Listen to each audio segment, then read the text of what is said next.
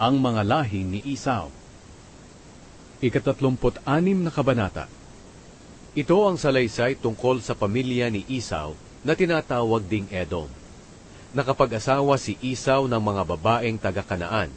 Sila'y sina Ada na anak ni Elon na Hiteo, si Oholibama na anak ni Ana at apo ni Zibeon na Hiveo, at si Basemat na kapatid ni Nebayot na anak ni Ismael.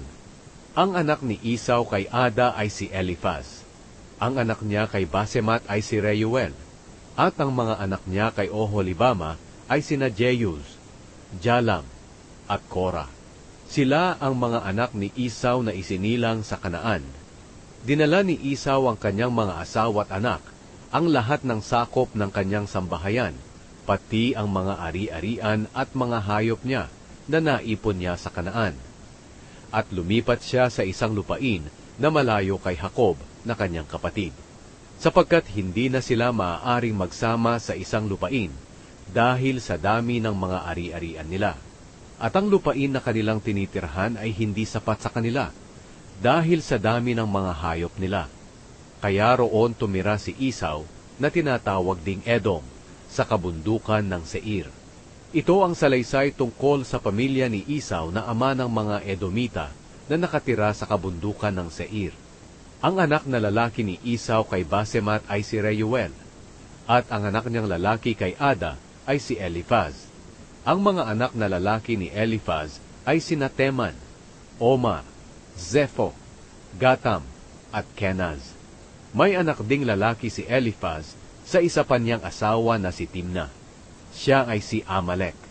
Sila ang mga apo ni Esau kay Ada. Ang mga anak na lalaki ni Reuel ay sina Nahat, Zera, Shama, at Miza. Sila ang mga apo ni Esau kay Basemat. Ang mga anak na lalaki ni Esau kay Oholibama ay sina Jeus, Jalam, at Korah. Si Oholibama ay anak ni Ana at apo ni Zibeon.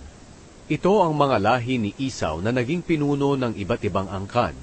Ang mga lahi ng panganay na anak ni Esau na si Eliphaz na naging mga pinuno ay sina Teman, Omar, Zepho, Kenaz, Korah, Gatam, at Amalek. Sila ang mga pinuno sa lupain ng Edom na nagmula kay Eliphaz. Sila ay nagmula sa asawa ni Esau na si Ada.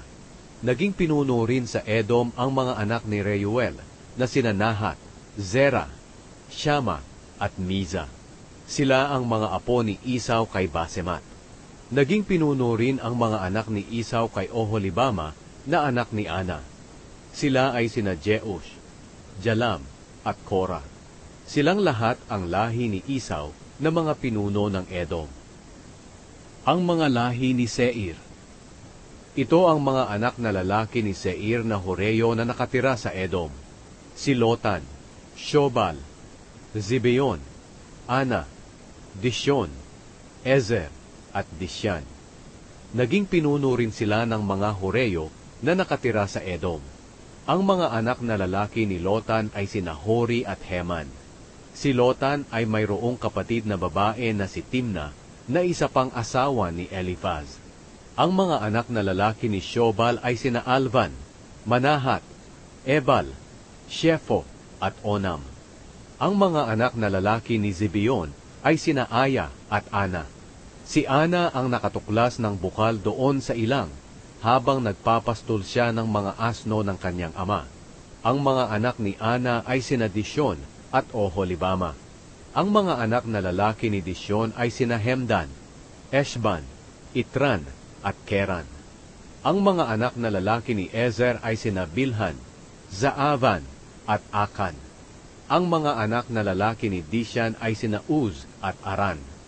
Ito naman ang mga pinuno batay sa bawat lahi ng mga Horeo na may pinamamahalaang lupain sa Seir: sina Lotan, Shobal, Zibeon, Ana, Dishon, Ezer, at Dishan.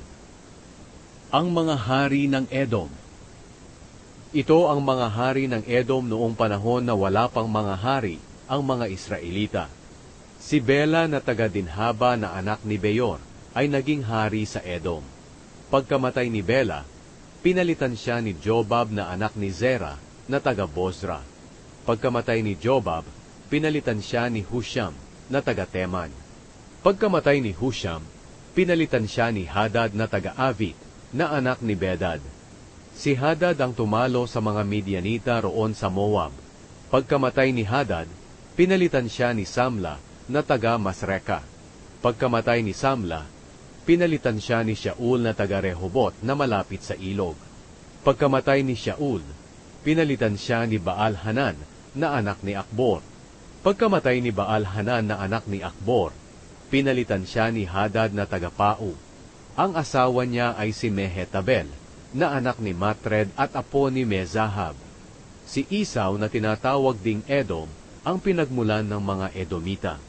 At ito ang mga naging pinuno sa mga lahi ni Esau na ang angkan at lupain ay ipinangalan sa kanila: Timna, Alva, Jetet, Oholibama, Ela, Pinon, Kenaz, Teman, Mibzar, Magdiel, at Iram.